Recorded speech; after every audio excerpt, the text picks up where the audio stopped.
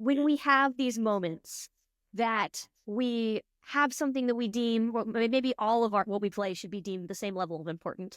But if we're deeming something more important than other things, levels of importance, we can't get caught up on thinking about that. We can't say like, hey, this is the high stakes part, don't miss it.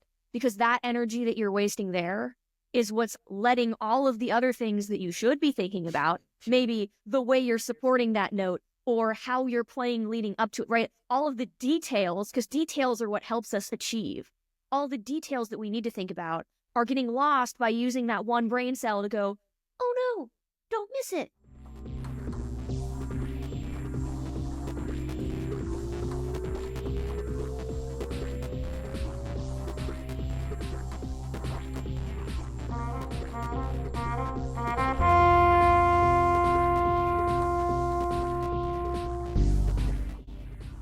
That's Kate Warren, incredible French horn player, performer, teacher, and social media influencer. What an honor to have her on this podcast. We had some very rich conversations about the meaning of performance and artistry, her dream career unfolding, and all the twisty, windy turns of navigating one's career and finding authenticity in that. We talk about structuring practice and how to handle it when you're stressed, and a lot of other pearls of wisdom came out of this episode. I am Mars Gelfo. I'm the founder and educational director of High Range Magic. You can find out more about this school for French horn players at highrangemagic.com.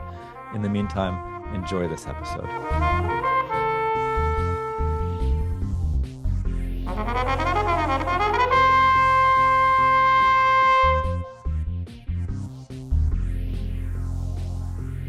Welcome to the Holistic Horn Podcast, Kate Warren. Thank you so much for having me. I'm really excited because I think really the first time that I saw you or that you got mind share for me was this video that you made probably years ago at this point where you were testing different hand positions. You know that video? People talk to me about that video all the time, and it's so interesting to me that it's like people talk to me about it like this year, and I was like, that's still like that comes up on people's feeds? I was so grateful that it crossed my feed because first of all, I was like, oh my God, finally someone did this in a way that is accessible, consumable, and meaningful in the actual result. And second of all, I was like, whoa, they're not playing Mozart or Koprosh? Like, whew, that's nice. And then third of all, I was like, whoa, dang, they sound really good. Like, it wasn't just the clarity of the articulation, and just, it was not just beyond like the in tune, in time, like basic standards of good horn. I felt like an expressiveness each time you played. And that speaks volumes to me. I'm trying to remember what I played, and I have a feeling it was probably Somewhere Over a Rainbow. Bingo. I have two things to go off from this because that video was so all self-centered. It was for me. I was like, well, maybe I should think about changing my hand position because it would have been COVID and we'd had a bell cover, so my wrist was doing all sorts of things it shouldn't have been doing. And I was like, I just want to test some things out. And it was really just like a test, a scientific experiment for me. But, you know, like I'm Kate Warren musicking, so I was like, okay, I'll make a YouTube video out of it. And it's just been crazy how many people have been like, oh my gosh, that video was so helpful or so informative. And I'm just like, yeah, that's why I did it. I was curious. You should try all of them too. You'll learn things. But the fact that you said that about me playing Somewhere Over the Rainbow is really funny. It's one of my favorite like musical tidbits. And way, way, way back when I did my undergrad at Florida State, like the first day I went to horn studio class, Michelle Stevelton, the horn professor there, she has everyone just play something they love for the class. And the first thing I ever played for anyone in a real French horn setting was that. It's like one of the first things I ever learned to play. I learned it by ear. I use it all the time just because I love it. It's beautiful. It's like a great piece of music. So I'm glad that you heard that from my playing because that's how I feel about that. I might adopt that if you don't mind. We could start a movement. By all means. I used it to test out different beer bottles as mutes in the French horn bell too. Yeah. Did any deliver better than another? I'm trying to remember. It was a brown bottle. I remember that for certain. It was a brown bottle, and it was the width of it just made a different like rattling noise than anything else. I feel like everyone knows most of my like real French horn content of like, oh yes, here's articulations, here's how you practice.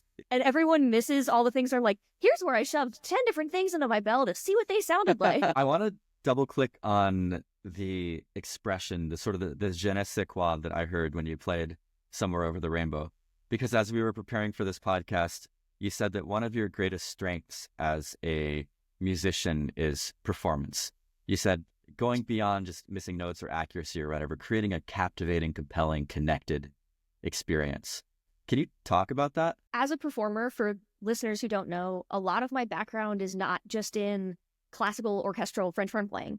It's in performing and performance. I just got back from a tour in Japan, touring with the Broadway show Blast. But before that, I marched 4 years of drum corps. I'm a pageantry educator. I teach people not just how to play in marching band, but how to move, how to do choreography. And as a performer, which I identify with way more than as a musician, as a performer, the things that we do to convince and convey to our audience that what we're doing is interesting are just as important as actually playing the music well, if not more. Like, I can miss notes, I can make mediocre musical choices, but if I'm standing with really great posture and I'm moving with what I play and I'm breathing convincingly, I can convince you that I'm performing at a much higher level, because I am performing, right? Not just playing at a higher level. I'm performing at a much higher level than just how many notes did I crack? Was this 2 cents out of tune or not?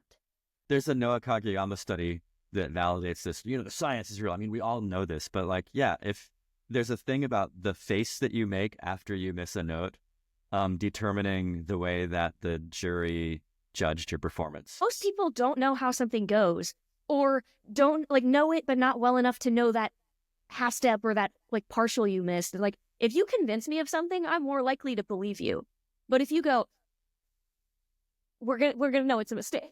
Let's talk about the nuance between a performer and an artist. I love that you said even more than a musician, you identify as a performer. It's like you take this level up from musician, which I love. I do that for myself, but as an artist, right? I consider myself an artist even more than I consider myself a musician. And I think as I begin to explore that, the difference between an artist and a performer is that the artist is just kind of like making art over here, kind of. They're like doing the thing, whereas the performer is inevitably concerned with how what they're doing is connecting and impacting those that are witnessing, right? We have very different definitions of artist. Lore that you would not know. Both of my parents are artists, actually. My mother is a painter and my father is a printmaker. So you said that and I was like, no, all artists consider how the art impacts the viewer and what the emotional output is going to be based off of what they do. Yeah, you said that your mother was one of your biggest influences. She is force of nature, and I hope to be 1% of the force of nature that she is. Wow. What would that what does that look like at 100% the force of nature that she is? I come from a long line of very independent, very confident, and very successful women. My grandmother on one side was the mayor, and my grandmother on the other side was a nursing professor. And my mother is a painting professor at the University of Florida. And my entire life, she is one of like 5 full-rank professors who are women with children in the United States in art. So like my whole life was watching her and existing next to her as she navigated higher education in an industry that is like not super great with women, particularly women with families. And like watching her navigate and endure through all of that. And now in my own experience in higher ed, like she is a bigger mentor than even like my biggest music mentor. I feel bad. And if he hears me say that, no, he didn't. But like every time I have a question about like my CV or how to do an interview or what do I do when I talk to my dean, I go, and she is this like endless source of information for me. And part of that is crippling to her because she can't say no because I'm her kid. Something I think a lot about is the theme of implicit practice is what it's called, sort of along the lines of the 10,000 hour idea that, you know, you put in 10,000 hours and you gain some level of mastery at something. Implicit practice is the practice that you get, that you rack up without actually thinking that you're practicing. So for example, if you had a parent that played French horn while you were growing up from the age of conception to 5, you've got a lot of horn practice in there that you never actually did.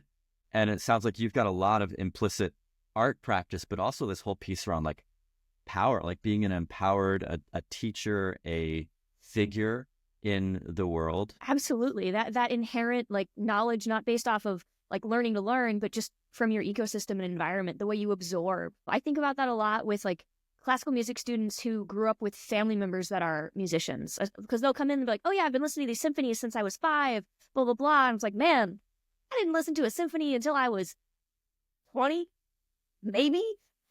What was your musical diet like when you were growing up, your musical and artistic diet? Well, again, my parents are artists. I grew up in art galleries.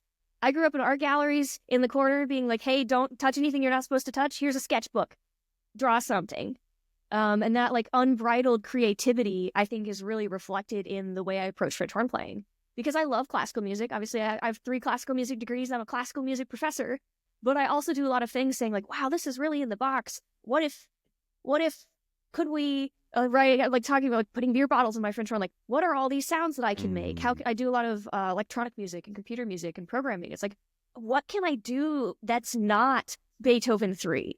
What can I do that pushes the boundaries of everything we say French horn playing is? Because there's no way that this is what all there is. Like, there's no way.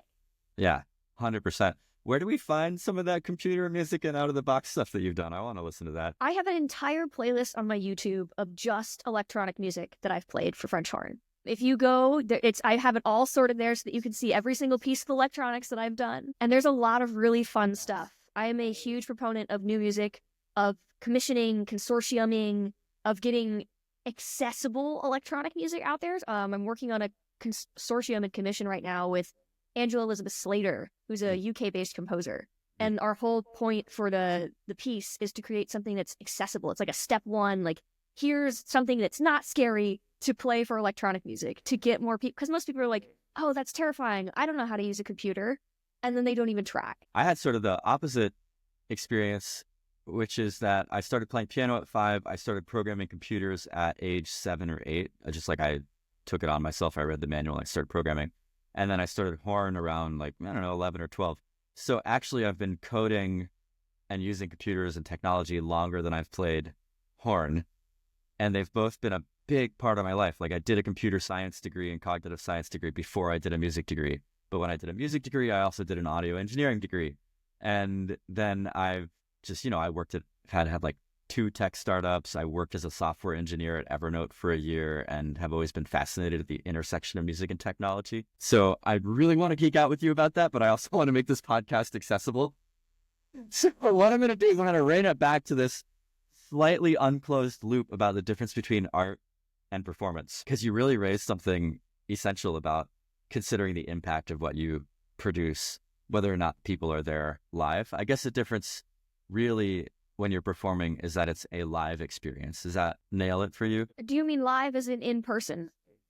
Right, because you could record it. Then no, I disagree with what you say, because I think that there are just as many ways to connect with an audience member or consumer, right? We're both digital creators. That would be asinine for both of us to say like, no, you can't engage with someone over the internet. You absolutely can. And the way that you do it and the way that you perform maybe has to even be enhanced. Like the way that I just talked to my computer. That's not how I would talk to you if you were sitting right across from me. But we are both very familiar with the digital space. And the way that you engage with it, the way that you can lock eyes, can blah, blah, blah, can transition, whatever, bam, right, to get that person on the screen to engage with you is just as an important element of performance as when you're standing in the concert hall trying to communicate your breath in a solo unaccompanied piece to the guy in the very back row who's there because his girlfriend dragged him there. We're going to get deeply into your pedagogy soon, but I want to, just as a teaser, I want to hear, like, let's say someone's listening to this podcast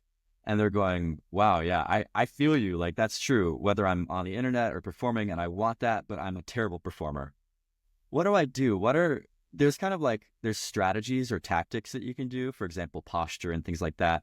And then there's also sort of deeper, more essential ways of being that unlock a charismatic performance versus a less charismatic performance. Could you speak to that? Like, what would your tips be for somebody? Use a mirror. You stand in front of a mirror. And this is not like just for playing, but like for anything. Like if you don't like your smile, stand in front of the mirror and practice smiling until you get the smile that you want, right? Don't just say like, oh, I have a bad smile. Like when we are, maybe that's why I like the internet so much, because I'm looking right at my own self in this camera lens and seeing exactly what my performance is reading as, right? Like stand in front of the mirror and perform that way. And this is the age old like music practice, like record yourself and watch it and see if it worked. See if you were, and take those notes. So the same way we do all of our practice as musicians, record it, take the notes on what you like and what you don't like, and then try something new the next time. Same process until you reach that point that you really enjoy what you're seeing. And if you enjoy what you're seeing, someone else is going to enjoy it too. That's deliberate practice in a nutshell. I love it. I'm experiencing that right now in such a humbling way. I just started 100 days of practice of dancing while playing horn. And it sucks so bad. I'm like, it sucks so bad right now, but I am recording myself. I'm doing what you're saying, right? I am practicing in front of a mirror, and I'm recording myself and being like, whoa, my foot's not lined up with the beat. That's funny. And then I'm taking notes, and every day I comment on my video and I say, this is what was good, this is what was bad, and this is like ugly. I do the good, the bad, and the ugly. That reflective process is what so many people don't or can't do. It's like the reason Kate Warren Music existed. Like I started it January 1st, 2020. And the reason it started was because I was pressing record in the practice room and I wasn't watching them. And that last part of watching it and reflecting on it is so hard for so many people. But that's where the money is. Like that's where the most information possibly comes from. As long as we're talking about moving while playing, like, holy crap, you have a lot of experience with the movement arts as well, which is another place that we intersect, because I'm absolutely passionate about movement arts. Like I saw a picture of you like handstand, mellophone on a one-handed, one-arm handstand with a mellophone in your hand. You were talking about one of my mini Blast action shots, and Blast, if you don't know, is a Tony and Emmy award-winning Broadway show. I toured with the Blast production in Japan, so I spent almost half a year touring with that show in Japan. And as a part of my show, I had not one, not two, 3 one-handed cartwheels with the mellophone. What I loved, Blast truly is my dream job. And if I could do it every day for the rest of my life until my joints fell off of my body, I would. And what I truly love the most about it is that combination of movement, performance, and music. Because like you can have all those different elements, right? I can go to dance, I can go salsa, and I can move. I can take an acting class, I can perform. I can play a Mozart concerto, I can be a musician. But that ability to do all 3 at once, it just scratches all of the itches that I have as a performer. I'm really hopeful that there are more opportunities for me to do it again in the future. Again, if I could do it every day, I would. You see, you said this, you just said, this is my dream job. And to go from, there's so many people that are horn players that are not experiencing being in their dream career. Would you agree with that? Oh, yes. But again, I say that like I'm currently not either. Blast is my dream job and we are not touring and I'm doing something else. Yeah, right. But at least you got there. And I'm curious about the trajectory. Like I remember, I tell this story all the time. I was over at Dave Cooper's place way back when he was in Dallas. There was a framed poster, glass, everything, poster, big picture of Dave with his horn, like spotlight on Dave. And underneath it said, David Cooper, Principal Horn, Chicago Symphony Orchestra. I was like, whoa. He's manifesting. Dave. I remember he told me after his first Chicago audition, and he got cut at some point, he ran into Muti on the street after the audition. Maestro Muti. He was like, I'm David Cooper. I'm going to be back. At that level of like determination, discipline, pursuing the dream. And then of course the inevitable pivots as well. That when life doesn't line up with what you think that your dream should be or is. How have you approached realizing so many dreams coming true, say starting out as like just a teenager or whenever you started in music? I'm going to say something that will get me in trouble with my mother.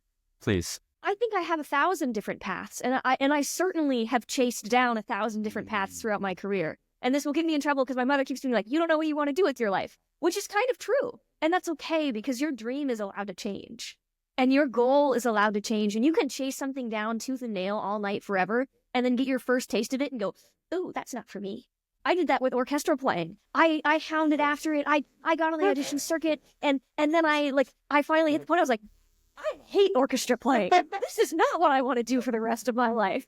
And it was one of those like, oh, okay, what do we want to do? How can we get there instead? And there is no, I'm sure I will do it 100 more times to her dismay, but there's nothing wrong with that. There's a book called Why Greatness Cannot Be Planned that specifically speaks to this, that it was a team of computer scientists that actually discovered that trying to run their genetic algorithm with the end in mind, they couldn't get to the end. The only way that they could get to really cool outcomes was to follow the most interesting thing at any given moment in the evolution.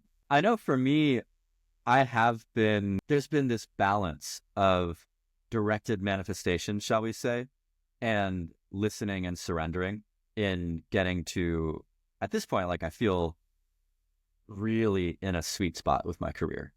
And it sounds like if you're not exactly like always in a sweet spot, that at least you're orbiting around things that are very central to who your essence. Absolutely. Right? And maybe what I said before was misleading.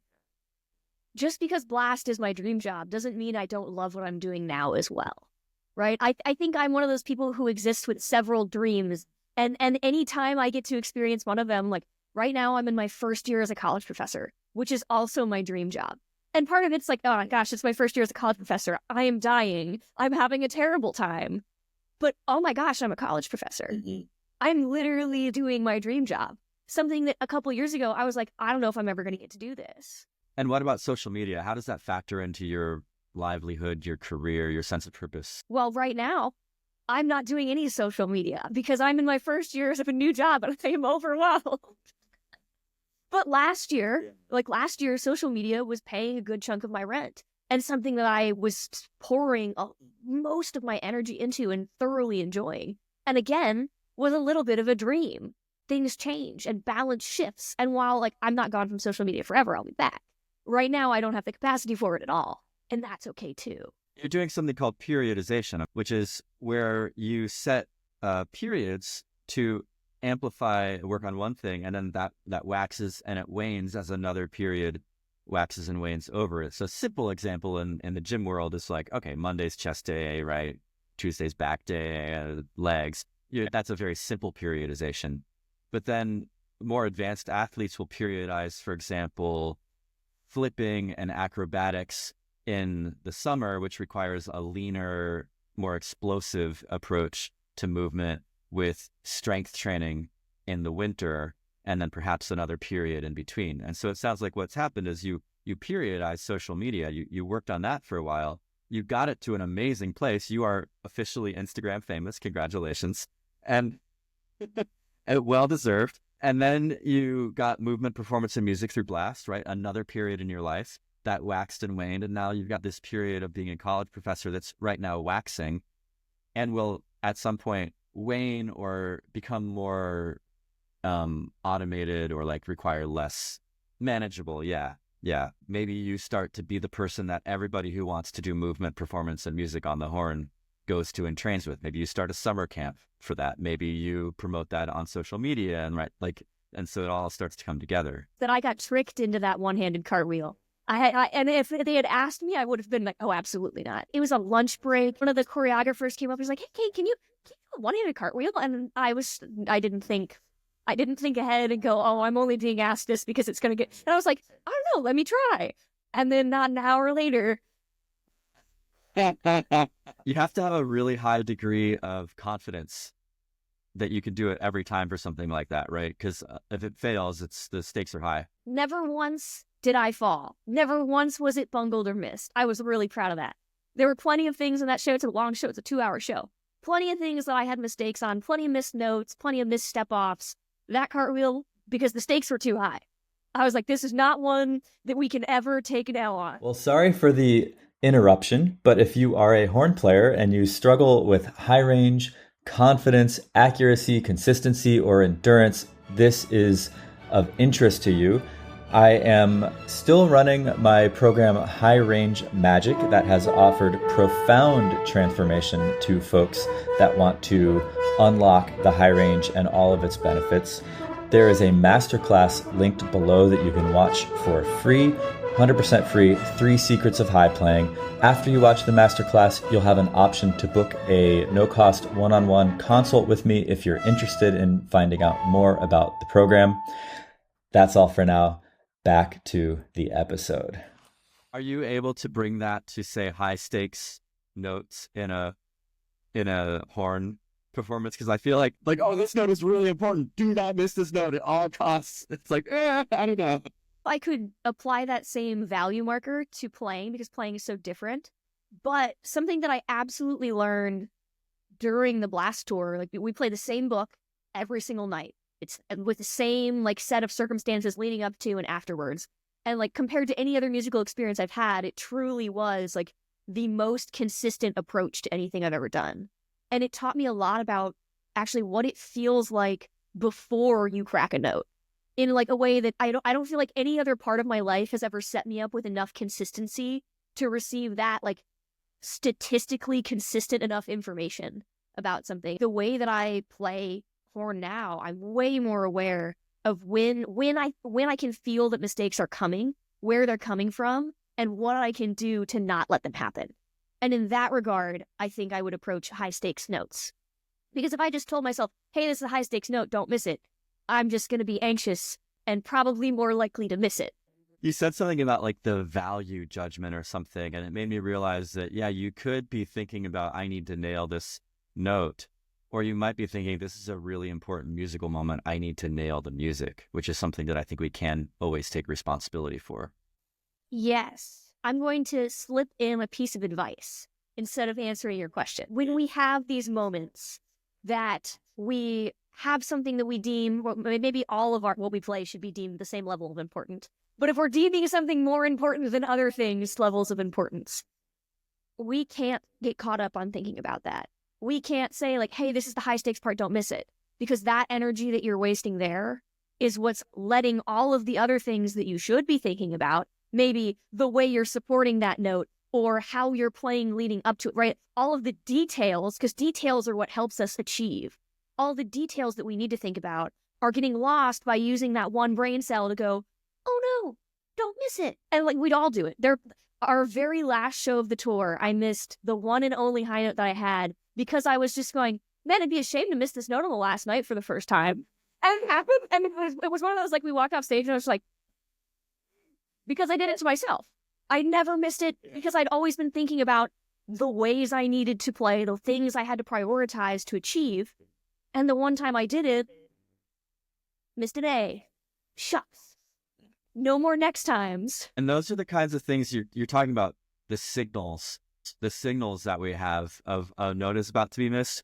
Oftentimes the thought oh, I hope I don't miss this note is an early warning signal that you're about to miss the note. Absolutely. Something else that I think I learned during the tour about accuracy and consistency was the way that I take cues from my face. Because something that I personally was really working on was making my face feel the same every day.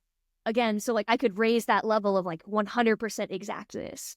And when my face is giving me cues oh, we're a little tight here, or oh, we're feeling a little fatigued we don't normally feel here, being able to, instead of in the context of that performance going, oh, I'm feeling a little tight here, immediately skipping that step to, okay, I need to X, Y, Z to combat that. I need to blow faster air. I need to use more mouthpiece pressure, use less mouth, right? Whatever your solution is. So bypassing any moment of cognitive thought and going straight to action.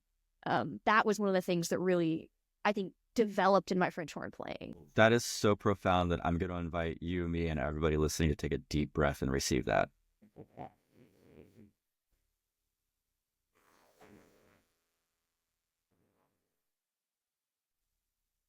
Bypassing mental activity and going straight to constructive action, or embodied wisdom rather than cognitive process.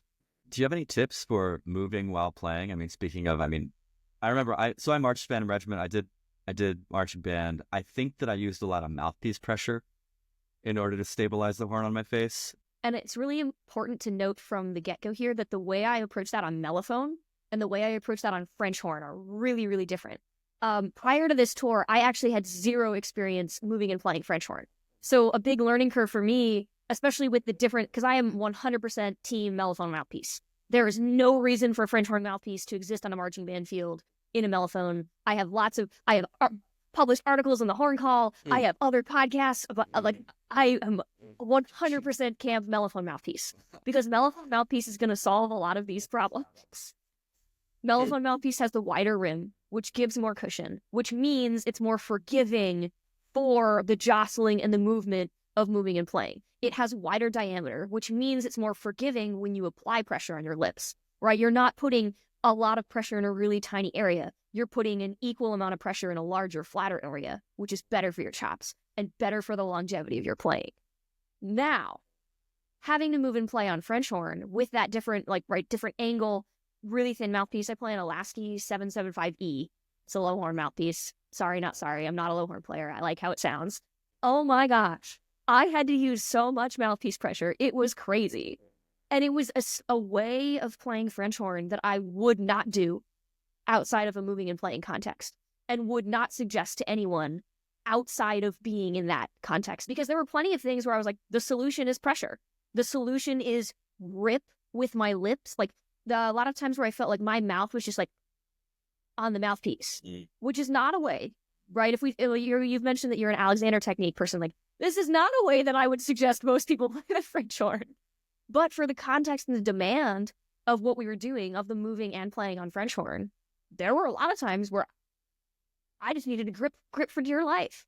And that was what found me accuracy and success. General advice for moving and playing, particularly for mellophone players, is the separation of lower and upper body, that the ability to extend, I'm sitting so you can't really see, but like extend that space between your hips, your pelvis, and the bottom of your rib cage, because that's the part that's forgiving. That area absorbs your movement, lets the whole upper body, rib cage up, be static and still, gives you that control, that normalcy, while everything below the pelvis is absorbing all the motion. Right. There's a lot in that area, in that sacrum, abdomen, pelvic floor, the bowl, the hips, a lot of shock absorption of those vertebrae. Anatomy standpoint, I'd say using your core muscles, both your abdominal muscles as well as the core and the trunk all the way around your back, but keeping those engaged, active, and elongated, using that core trunk zone and its engagement to help absorb motion and muscle movement. You mentioned that you're interested in salsa dancing. Are you thinking about doing that with an instrument anytime soon? Oh, absolutely not. I was just thinking like the way that salsa dancers move very much has that elongation and almost like, I don't know if separation is the right word, but so much motion is in the hips that I feel like my core has to be like extra fluid and extra all the things I'm not used to, which maybe is why I like it, because it's training new pathways and new things I haven't done before.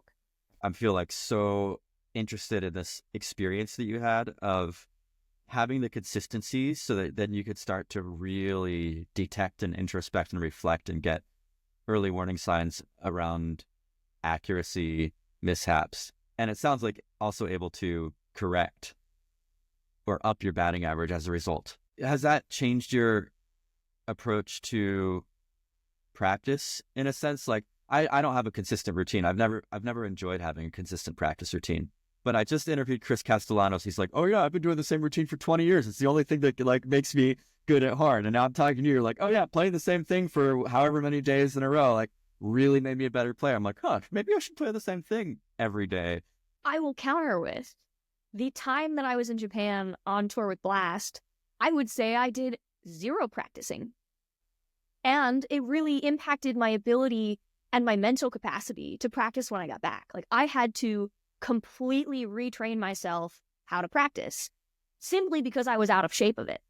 All I did on that tour was warm up, and I used my routine, but it wasn't in a constructive way. It was in a, we need to check base on all of these skills. These skills cannot get out of shape right now. And yes, I used the information from my shows to improve the other shows, but I didn't use any of that information to improve my horn playing.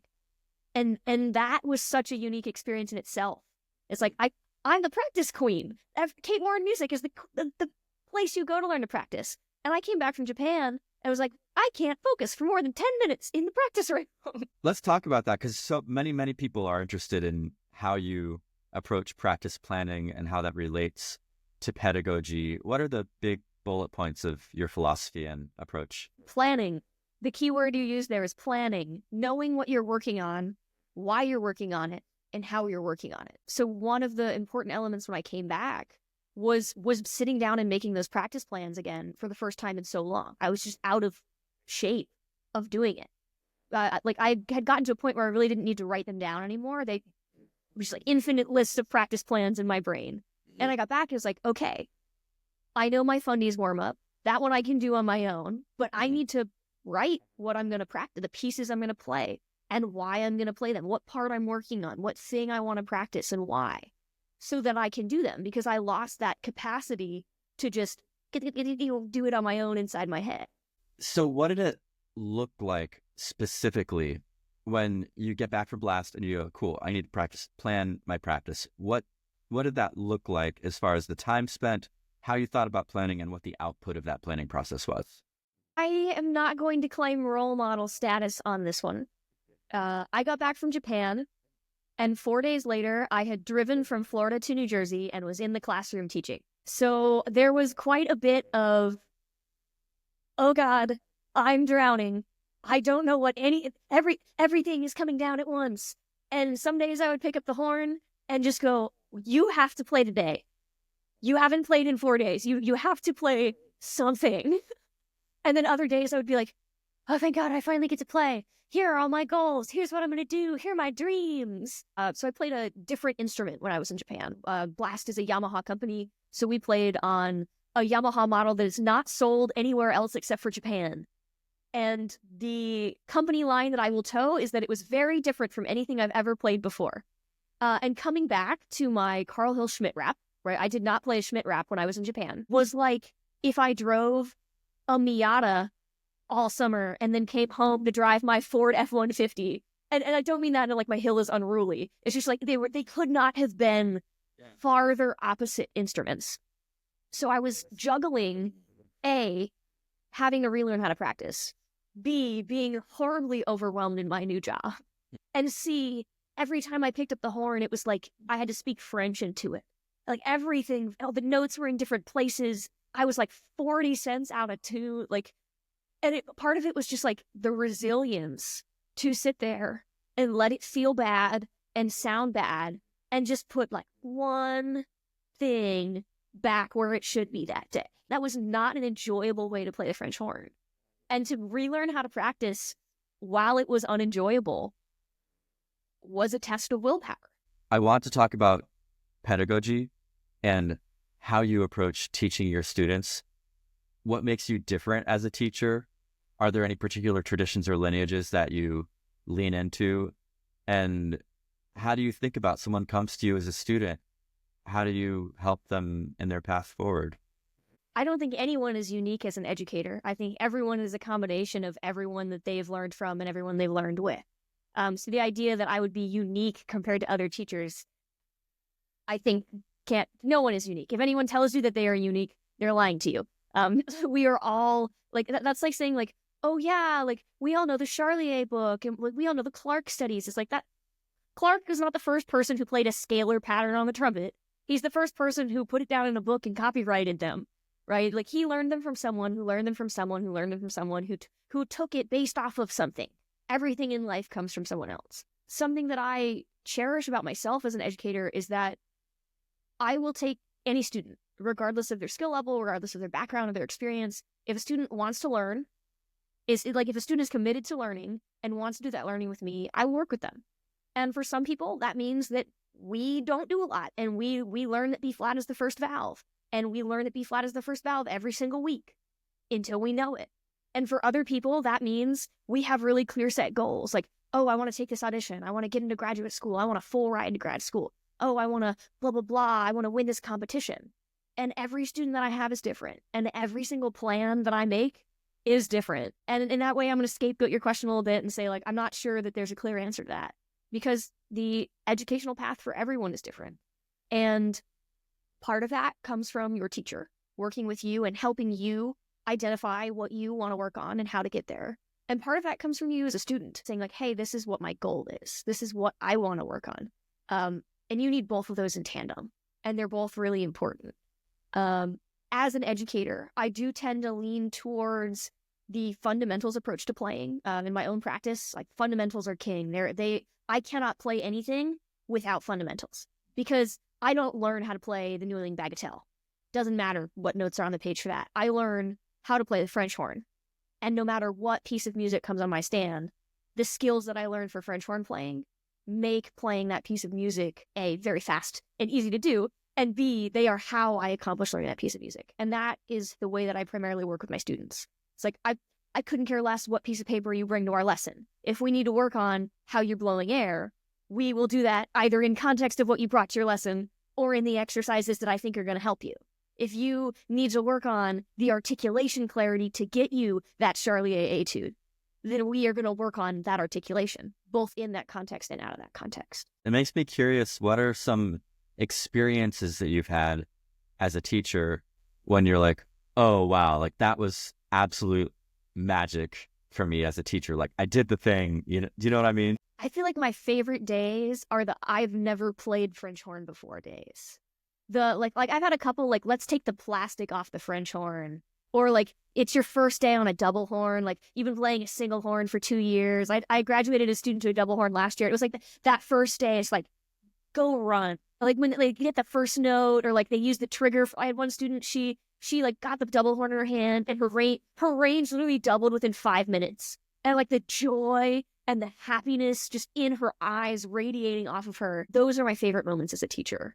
Like when you work on something with someone, and like even at the higher levels, like, and it finally clicks. And maybe it's not like perfect or totally smoothed out, but it's like that mental pathway did the one touch it needed to do. And it's like, my work is done. Like now it's like all the work is a student, and they know it and you know it, and they're excited to do it. Is there anything that you feel traditional horn pedagogy really gets wrong, or common mistakes that you see? That there's only one way to do something. Especially if you go look at like the Farkas book and like all the stuff from that era of like very black and white, like this is correct, this is incorrect. No, there is not a correct way to do anything. And with barring very, very few exceptions, and I'd say those exceptions are the ones that cause you pain, there's not an incorrect way to do something either. There might be a less efficient or a less like effective, but there is not a right or wrong way for anything. And we all have different mouths and different teeth and different tongues and different French horns and different mouthpieces and different room sizes, shapes, textures. Even the thing you mentioned about mouthpiece pressure and playing French horn while moving, it's like, yeah, you need more mouthpiece pressure in that situation. That's not suitable for a different situation, or as suitable for a different situation. I almost every day I do some kind of like circular breathing didgeridoo style French horn playing. Like I'll just play for like 3, 4, or 5 minutes straight on a low note. And I love getting a weird, wonky, like all the different tones and the pitch is moving up and down, and it sounds wild and like completely would get you cut from an audition or a commercial French horn situation. You would be canceled if you brought that sound to that moment. But I freaking love it. I love how it sounds. I love how it feels. I love how wild and raw and uncontrolled it is. And to me, that exemplifies what you're talking about, of like, everything is kind of contextual and personal. Absolutely. Like if you took that soundbite earlier from where I was like, yeah, more mouthpiece pressure is the answer, and like that was all you put out on the internet, like horn people Facebook would come for me. They would come for me with knives and swords. And then if you listen to like the next 10 seconds where I was like, yeah, and this was the solution in this one context for this one thing, it's like that's everything. Like there is something that you don't like is the solution to something else somewhere for everything. Yes, sir. Mic drop moment right there. I want to ask you some rocket round questions to wind this up, and then we'll point people in the direction of how they can get more of Kate Warren. First thing, what's one of your biggest failures, and what did you learn from it? That's not a rocket round question. Yeah. Not being prepared. 100 different examples. Like I've given a bad lecture because I wasn't prepared, and that did not serve my students, right? That caused them a disservice. I did not go pick the marimba up from the middle of the blast stage one night in Tokyo because I was just spacing out and thinking about something else. I wasn't being prepared and conscious about what I had to do. I have missed notes in auditions because I didn't practice that excerpt, because I didn't like that excerpt, and I thought it was dumb. I have lost students because I wasn't on top of my email. I have missed gigs because I didn't text people back, right? Like hundreds of examples of failures. All of them were because I wasn't prepared, and I could have been. If you could have dinner with any 3 people, dead or alive, who would they be? My grandpa Bill and the Obamas. Oh, why is that? I really miss my grandfather. He's dead. And I would love to talk to him again. And I feel like I would learn so much from the Obamas, and I'm not sure my grandfather would enjoy that either, but that'd be funny. Love that. What's the first thing that you do when you pick up your horn to practice? Or do you have the first thing that you always do? Dump out my spit. What's the next thing that you do? You're like, that's not an answer. I play the first exercise in the Kate Warren French horn routine. Which is what? Which is, you should buy the Kate Warren French horn routine and find out. Also, there's a preview on my website. You can look at it. The first note I play of the day is C below staff. I play a like harmonic-based exercise. KateWarrenMusic.com. KateWarrenMusic.com. Same as all my social handles. Both of them are $15 digital downloads. They're meant to be affordable and accessible. Amazing. I want to check that out myself.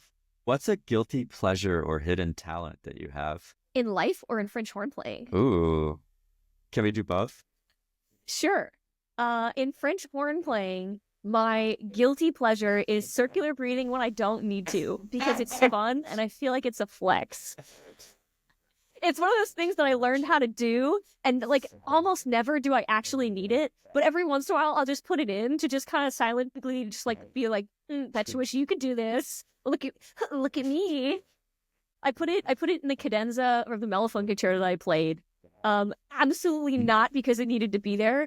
It wasn't even musically tasteful. It was just like it was like the people who know. All over life. My guilty pleasure is probably coffee. Coffee makes me really anxious, and I know that. And I know that my life is better when I don't have it. And I have it anyways. Feel you on that. I'm similar. There's a thing called Kamana it's roasted mesquite, which is caffeine-free, alkaline superfood and tastes very similar to coffee. It is so freaking delicious and nutritious. And it has not supplanted my coffee habit, but it has oftentimes prevented me from having a coffee when I really shouldn't have had one. Today I had a magnificent walnut maple cappuccino. Ooh. And did it give me anxiety? Yes, it did. And was it worth every sip? Absolutely. Will I do it again? Likely. Yep, I feel you on that one. What's a skill or topic you know embarrassingly little about but wish you did? Oh, see, this is my French horn one. This is the one that makes me upset at myself. Because earlier, like, I could be prepared. I could spend the time to learn how to do this. I keep choosing not to. And it's multiphonics. And I'm just bad at them. And it's a solvable problem. And I've never spent any time really, truly. I'm actually spending a little time. I put some in a cadenza I'm doing right now just to be like, okay, it's time. Yeah, you forcing need to learn function. this skill. Mm-hmm. Like, there's never been a gig where I was expected to know multiphonics, so I don't really feel like a fire under myself to learn it. It feels like an optional skill. I get that. Yeah. That'll get me in trouble on horn people, too. What music or musicians are inspiring you right now?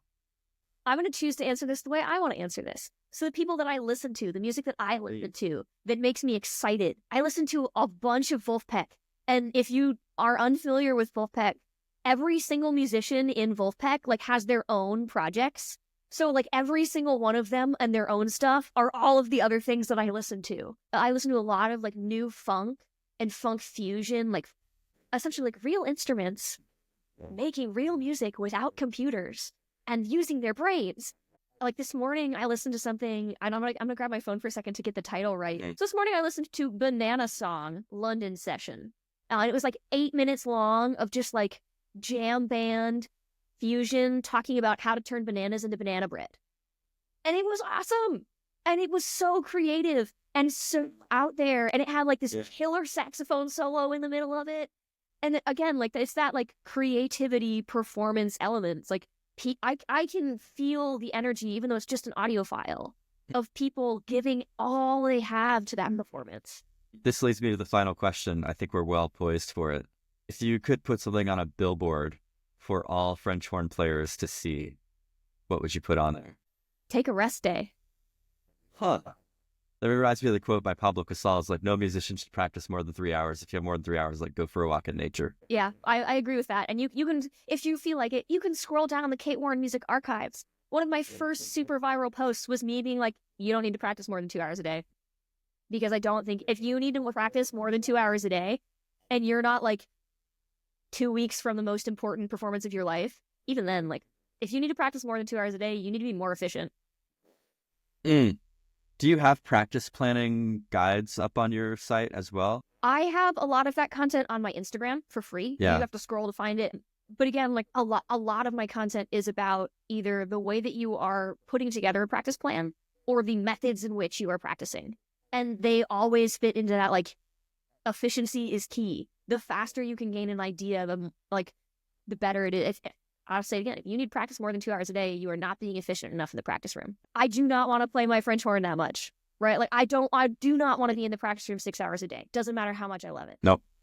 If people want to get in touch with you and set up like a one-on-one coaching or session lesson about their practice planning or for anything, they can do that on your website is the best way, or DM you? My website will be better. They can also send me an email at katewarrenmusic@gmail.com. All of my, any way that you find me is going to be Kate Warren Music. Beautiful. Yeah. Those are the places, katewarrenmusic.com, Instagram @katewarrenmusic, or katewarrenmusic@gmail.com. I want to celebrate you for bringing so much passion, articulation, and breadth to this interview. Thank you for sharing who you are. It's been absolutely inspiring and delightful for me. Thank you so much for having me. This has been really enjoyable as well, and I hope that everybody who listened got something out of it. I think they will. Hope you enjoyed the podcast.